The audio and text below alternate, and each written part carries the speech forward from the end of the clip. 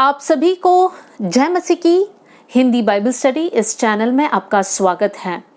आइए मिलकर एक नए विषय को आज हम सीखेंगे और आज हमारा विषय ये है कि जब विश्वासी भाई बहन एक साथ आते हैं, संगति करते हैं, तब हमारा आत्मिक संगति किस प्रकार का होना चाहिए।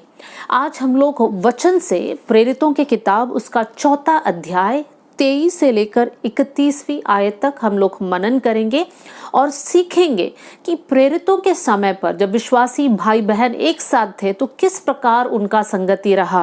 एक्ट्स चैप्टर 4 वर्स 23 to 31 हम लोग एक एक आयत निकाल कर मनन करेंगे। सबसे पहले हम लोग 23वीं आयत पर हम ध्यान देंगे। यहाँ पर इस प्रकार लिखा है, वे छूटकर अपने साथियों के पास आए और जो कुछ प्रधान याजकों और पुरनियों ने उनसे कहा था उनको सुना दिया। ये आयत समझने के लिए सबसे पहले हमें 4 अध्याय पर ध्यान देना पड़ेगा।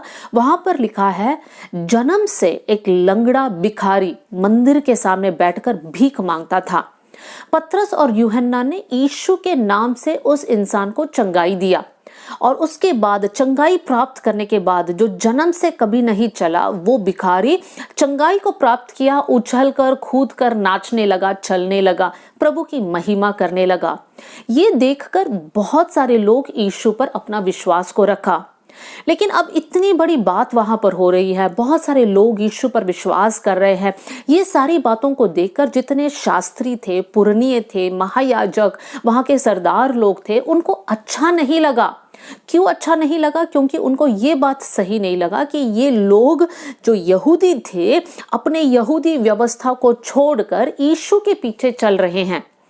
और इसलिए वो लोग पतरस और यूहन्ना को अपने पास बुलाते हैं, उनको बहुत सारे धमकी देते हैं और कहते हैं कि इसके बाद आइंदा प्रभु यीशु के नाम से प्रचार करना नहीं। इस प्रकार कहकर पतरस और यूहन्ना को छोड़ देते हैं। अब पतरस और यूहन्ना क्या करते हैं, वही हमने 23वीं आयत में पढ़ा कि पतरस और यूहन्ना ये बात को सुनकर महायाजक के हाथ से छूटकर किसके पास आए? वो लोग अपने साथियों के पास आए, विश्वासी भाई बहन के पास आए और लिखा है, जो कुछ प्रधान याजकों और पुरनियों ने उनसे कहा था उनको सुना दिया। पतरस और यूहन्ना संकट में थे, अभी भी संकट में है, तो अपने विश्वासी भाई बहन के पास आकर अपने सारे संकट को शेयर करते हैं। देखिए, आत्मिक संगति में वो होता है कि हम हमारे प्रॉब्लम्स को बिना डरे हमारे साथियों पर हम भरोसा कर कर उनके साथ शेयर कर सकते हैं। पतरस और यूहन्ना ने अपना सारा प्रॉब्लम्स अपने साथियों के साथ शेयर किया। मेरे प्रियो, आज जब मसीही भाई बहन एक साथ आते हैं, हम लोग भी इस प्रकार का एक प्रैक्टिस को फॉलो करना चाहिए। अगर मेरे जीवन में कुछ समस्या है तो मैं अपने साथी भाई बहन से ये बात को कहूं ताकि वो लोग भी मेरे लिए प्रार्थना करें, या उनके जीवन में कुछ समस्या है तो उन लोग जब शेयर करते हैं तब मैं ध्यान से सुनूं ताकि मैं उन लोगों के लिए प्रार्थना कर पाऊं। देखिए, संगति मतलब ऐसा समय नहीं कि मसीह भाई बहन लोग एक साथ आए, गेम्स खेले, कॉफी पिए, बिस्किट खाए, फिर घर चले जाए। सिर्फ इतने में सीमित नहीं है। ये सब होना भी अच्छी बात है, लेकिन इम्पोर्टेंट बात यह है कि हम एक दूसरे की समस्याओं को पहचाने। बहुत सारे मसीही भाई बहन हैं जो प्रार्थनाओं को चाहते हैं, जिनके घर में समस्या है, जिनको जॉब नहीं है, जिनके बच्चे बिगड़े हुए रास्ते में चल रहे हैं। तो मेरे प्रियो, हमें ये समझना है कि हम एक दूसरे के लिए सहारा बने। उनकी समस्या को सुनकर और 10 लोगों के पास जाकर सुनाने के लिए नहीं है, लेकिन हम लोग ये कोशिश करें कि उनकी समस्या को सुनकर, वो हमारा समस्या है समझकर हम लोग प्रभु से प्रार्थना करें। मेरे प्रियो, प्रभु यीशु मसीह हमारे संगति से यही चाहता है। और उसके बाद वो लोग क्या करते हैं, हम पढ़ सकते हैं उसकी 24वीं आयत में, यह सुनकर उन्होंने एक चित्त होकर ऊंचे शब्द से परमेश्वर से कहा। देखिए, 2 बात है जो हमें ध्यान देना है। एक चित्त मतलब उनके बीच में एकता है, यूनिटी है, और दूसरी बात है वो लोग ऊंचे शब्द से परमेश्वर से पुकारने लगे, मतलब प्रार्थना करने लगे। देखिए मेरे प्रियो, प्रॉब्लम्स को शेयर करने के बाद वो लोग सुनकर वहां पर दुखी होके नहीं बैठ रहे कि हाँ हमें क्या करना चाहिए, किसकी सिफारिश लेकर आना चाहिए, किसको जाकर बताना चाहिए। उनको पता है कि हमारा भरोसा सिर्फ परमेश्वर पर है। इसलिए जब वो लोगों ने वो समस्या सुना, सभी लोग एक चित्त हुए, मतलब वो लोग सब एक साथ, उनके बीच में कोई भेदभाव नहीं था। नहीं नहीं, ये समस्या के लिए प्रार्थना करना सही नहीं है, इसके लिए ये करे, उसके लिए वो करे। 10 लोग 10 अभिप्राय नहीं बताते हैं, लेकिन सब लोग एक चित्त होकर ऊंचे शब्द के साथ परमेश्वर को पुकारते हैं। मतलब सब लोग पुकार रहे, सब लोग रो रो कर प्रार्थना कर रहे हैं। कितनी अच्छी एक संगति है यहाँ पर मेरे प्रियो। प्रार्थना है जो संगति को एक साथ रखता है, और प्रार्थना में एकता होना बहुत जरूरी है। अगर हम लोग प्रार्थना करते हैं लेकिन सबका मन एक साथ मिला हुआ नहीं है तो वो प्रार्थना बेकार है। तो हमें संगति में ये नोट करना चाहिए कि जब हम लोग संगति करते हैं वहाँ पे भेदभाव नहीं होना चाहिए। बहुत से वक्त ऐसा होता है कि अगर एक संगति में बहुत सारे लोग हैं तो रिश्तेदार एक ग्रुप बन जाते हैं, या जो बहुत करीबी दोस्त लोग हैं वो लोग एक ग्रुप बन जाते हैं। नए भाई बहन जो है अपने आप को अकेले महसूस करते हैं। हमारे बीच में वैसा नहीं होना है। हम लोग सब लोग एक मन से, एक चित्त होकर हमें संगति करना है, और जो भी विषय है मिलकर प्रार्थना करना है। कितना अच्छा शब्द है ना, पुकार कर प्रार्थना करने लगे, पुकार कर प्रभु का नाम लेने लगे। मतलब उनके अंदर कोई शर्म नहीं, कोई डर नहीं, कोई पहले से ही मन में भरा हुआ विचार नहीं है। मिलकर एक साथ वो लोग पुकार रहे हैं। और उसके बाद कैसे वो लोग प्रार्थना कर रहे हैं, देखिए आगे की आयत में वर्स 24 के दूसरे भाग से मैं पढ़ रही हूं। वो लोग परमेश्वर से कहा, हे स्वामी, तू वही है जिसने स्वर्ग और पृथ्वी और समुद्र और जो कुछ उनमें है बनाया। देखिए वो लोग परमेश्वर का कैसे वो लोग परमेश्वर का ज्ञान को रखते हैं। वो लोग प्रभु से प्रार्थना कर रहे हैं, लेकिन वो लोग जानते हैं कि परमेश्वर कौन है, कौन है परमेश्वर उनके लिए। यहां पर वो लोग बोल रहे हैं, हे स्वामी, हे हमारा स्वामी। इसका मतलब प्रभु हम आपके दास हैं, हम आपके दासियां हैं, हम आपके बच्चे हैं। और उसके बाद परमेश्वर से कहते हैं, तू सृष्टिकर्ता परमेश्वर है, तूने स्वर्ग को, पृथ्वी को, समुद्र को और जो कुछ उसमें है बनाया। मतलब वो लोग जानते हैं कि जिस परमेश्वर से वो लोग प्रार्थना कर रहे हैं वो सर्वशक्तिमान परमेश्वर है। मेरे प्रियो, जब हम लोग प्रभु से प्रार्थना करते हैं, प्रभु कौन है कर वो ज्ञान हमारे अंदर होना चाहिए। परमेश्वर हमारे लिए सिर्फ एक भगवान नहीं है, लेकिन वो हमारा सृष्टिकर्ता है, वो सर्व सामर्थी है, वो हमसे प्रेम करने वाला परमेश्वर है, वो हमारा समस्या को जानने वाला परमेश्वर है, वो रास्ता निकालने के लिए सामर्थ्य परमेश्वर है, वो सक्षम परमेश्वर है। परमेश्वर कौन है कर समझकर फिर हमें प्रार्थना करना जरूरी है। बहुत से वक्त परमेश्वर कौन है करके हमें नहीं पता। अच्छा, प्रभु वो है जो दूर बैठा है, हो सकता है वो हमारी प्रार्थना सुनेगा, इस प्रकार के विचार के साथ प्रार्थना नहीं करना चाहिए। लेकिन प्रभु कौन है, प्रभु पर विश्वास कर प्रभु पर भरोसा कर हमें प्रार्थना करना चाहिए। देखिए प्रियो, बहुत से वक्त ऐसा होता है कि लोग सोचते हैं हो सकता है प्रभु मेरी प्रार्थना सुन ले और मेरे लिए कुछ करे। मतलब उनके अंदर विश्वास नहीं है। लेकिन ऐसा नहीं होना चाहिए। विश्वास कीजिए कि जिस परमेश्वर को आप पुकार रहे हैं वो परमेश्वर आपका नाम जानता है। वो परमेश्वर जानता है कि आपके सिर में कितने बाल है। वो परमेश्वर जानता है कि आपका समस्या क्या है। वो परमेश्वर जानता है कि आपकी दिल की तमन्ना, आपकी दिल की इच्छा क्या है। और इस परमेश्वर को जब आप पुकारते हैं, परमेश्वर जरूर आपके लिए अद्भुत कार्य करेगा। तो विश्वास के साथ प्रार्थना कीजिए। परमेश्वर कौन है जानते हुए आप प्रार्थना कीजिए। और उसके बाद वो लोग प्रार्थना कैसे करते हैं, हम पढ़ सकते हैं उसकी 25वीं आयत में। तूने पवित्र आत्मा के द्वारा अपने सेवक हमारे पिता दाऊद के मुख से कहा, अन्य जातियों ने हुल्लड़ क्यों मचाया, देश देश के लोगों ने क्यों व्यर्थ बातें सोची कर। और भी आगे कुछ आयतें हैं। देखिए वो लोग प्रार्थना कर रहे हैं। सबसे पहले वो लोग जान लिया कि परमेश्वर कौन है। दूसरी बात, ये जो आयत हमने अभी पढ़ा वो भजन संहिता 2 अध्याय से लिया हुआ आयत है। ये लोग वचन के ज्ञान को रखते थे। वचन में से आयतों को निकालकर वो आयत लेकर वो लोग प्रार्थना कर रहे हैं। कितनी अच्छी बात है ना। जब हम प्रार्थना करें, हमें जानना है परमेश्वर कौन है। दूसरी बात, वचन का ज्ञान हमारे अंदर होना चाहिए। बहुत अच्छा रहेगा जब आप वचन को निकाल कर प्रार्थना करें। जैसे आप अकेलेपन से होकर जा रहे हैं, आप प्रार्थना कर रहे हैं, तो वचन को निकालिए, प्रभु से कहिए, प्रभु वचन में लिखा है कि तू मुझे नहीं छोड़ेगा, संसार के अंत तक तू मेरे साथ रहेगा, कर कर वचन में लिखा है। प्रभु वैसे ही आप मेरे साथ रहना। देखिए, वचन को निकाल कर प्रार्थना करें। अगर आप कुछ काम कर नहीं पा रहे हैं, आप प्रभु से कहिए, प्रभु वचन में लिखा है कि आप मेरा मददगार है, आप मेरा परमेश्वर है जो मेरे कमजोरियों में मेरी मदद करता है। प्रभु मेरी निर्बलता में आपका अनुग्रह मेरे लिए काफी है, आपका सामर्थ्य मेरे लिए पर्याप्त है। इस प्रकार की बातों को निकाल कर आप प्रार्थना कीजिए। जब आप बीमार हैं, आप प्रार्थना करें, आप प्रभु से कहे, प्रभु आपका नाम यहोवा राफा है, आप चंगाई देने वाला परमेश्वर है।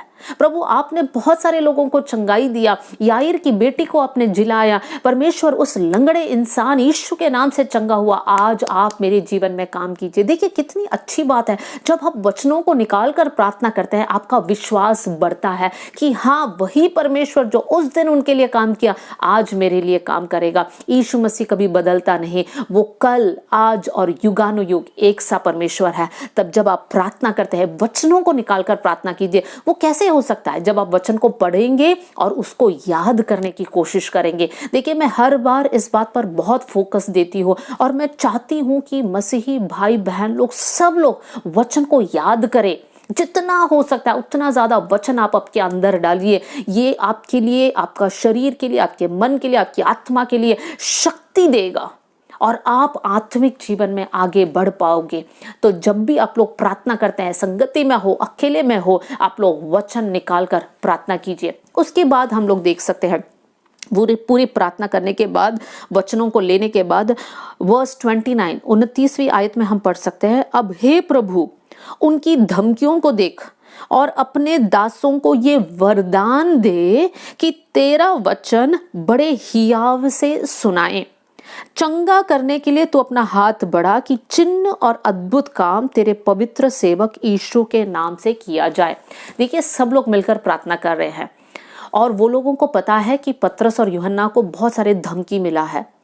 अब वो लोग कैसे प्रार्थना कर रहे हैं? देखिए, वो लोग जब प्रार्थना कर रहे हैं, वो लोग ये नहीं बोल रहे हैं कि प्रभु उनके धमकियों से हमें बचा, प्रभु हमें सुरक्षित रखना, हमारे साथ कुछ ना हो, कुछ बुरा ना हो। इस प्रकार की प्रार्थना वो लोग कर सकते हैं, लेकिन वो लोग कर नहीं रहे हैं। वो लोग कैसी प्रार्थना कर रहे हैं? वो लोग प्रार्थना कर रहे हैं कि प्रभु तेरा वचन को और हियाव से बोलने के लिए तू सामर्थ्य दे, वरदान दे। देखिए, एक तरफ धमकिया, वो लोग सुरक्षा के लिए प्रार्थना नहीं कर रहे हैं, लेकिन वो लोग प्रार्थना करें, प्रभु तेरा वचन और हम प्रचार करें। फिर दूसरी बात जो वो लोग प्रार्थना कर रहे हैं वो ये है, चंगा करने के लिए तू अपने हाथ बढ़ा कि चिन्ह और अद्भुत काम तेरे पवित्र सेवक यीशु के नाम से किया जाए। ऐसे झुंड के लोग जो समस्या में है, लेकिन समस्या से निकलने के लिए वो लोग प्रार्थना नहीं कर रहे हैं, लेकिन वो लोग प्रार्थना कर रहे हैं, प्रभु तेरा वचन और फैलाया जाए, प्रभु तेरे नाम से चिन्ह और चमत्कार किया जाए। देखिए मेरे प्रियो, ये झुंड के लोग कोई स्वार्थ के लिए प्रार्थना नहीं कर रहे, प्रभु हमको बच्चा, हमको सुरक्षित रख कर अपने लिए प्रार्थना नहीं कर रहे, लेकिन वो लोग प्रार्थना कर रहे तो प्रभु यीशु मसीह का नाम ऊंचा उठाया जाए, बहुत सारे लोग यीशु के नाम को जाने, ये उनका प्रार्थना का विषय है। कितनी अद्भुत बात है मेरे प्रियो। हम हमारे लाइफ को जांचें। जब हम प्रार्थना करते हैं, हम बहुत से वक्त अगर हमारी प्रार्थनाओं पर ध्यान देंगे, हम लोग हमारी जरूरत के लिए ही प्रार्थना करें, प्रभु हमें नौकरी मिले, प्रभु हमें चंगाई मिले, प्रभु हमारे बच्चों का एडमिशन हो, हमारे बच्चों का शादी हो, प्रभु हमारे परिवार में ये समस्या दूर हो जाए, प्रभु हमारे फ्रेंड्स के जीवन में नौकरी मिले। मतलब बहुत सारी जो प्रार्थनाएं हम करते हैं, अगर हम चेक करेंगे तो मेरे प्रियो बहुत स्वार्थी प्रार्थनाएं हैं। लेकिन आज से लेकर हमारी प्रार्थनाएं बदलने पाए। हम प्रार्थना करें, प्रभु जो भी परिस्थिति में हम हैं वहां खड़े होकर आपके नाम की महिमा करने वाले हम बन जाए। जैसे दानिएल था, वो शेरों की मांद में गया और वहां से राजा ने उसको निकाला और वहां परमेश्वर यहोवा का नाम का महिमा हुआ। शद्रक, मेशक, अबेदनगो आग में थे, लेकिन आग में होने के कारण वहां पर परमेश्वर की महिमा हुई। अगर वो लोग बैठकर उपवास करते, प्रभु इस आग में से निकाल, इस आग में से निकाल, वो लोगों ने प्रार्थना नहीं किया। वो लोगों की प्रार्थना ये थी कि प्रभु छुड़ाएगा, अगर नहीं भी छुड़ाएगा तो भी हम प्रभु को नहीं छोड़ेंगे। मेरे प्रियो, आज से लेकर हमारे आत्मिक जो एटीट्यूड है वो बदलना चाहिए। हमारे लिए कम प्रार्थना करें और ये प्रार्थना करें, प्रभु जो तेरी इच्छा है वो मेरे जीवन में पूरा होने पाए। प्रभु जो आपने मेरे लिए योजनाओं को रखा है वो योजना मेरे जीवन में पूरा हो जाए और बहुत सारे लोग प्रभु यीशु के नाम से आशीषित होने पाए। मेरे प्रियो, आज आप क्या चाहते हैं? अपने आप से पूछिए, आप चाहते हैं कि आप आशीषित हो या आप चाहते हैं कि प्रभु की इच्छा आपके जीवन से पूरा होना है?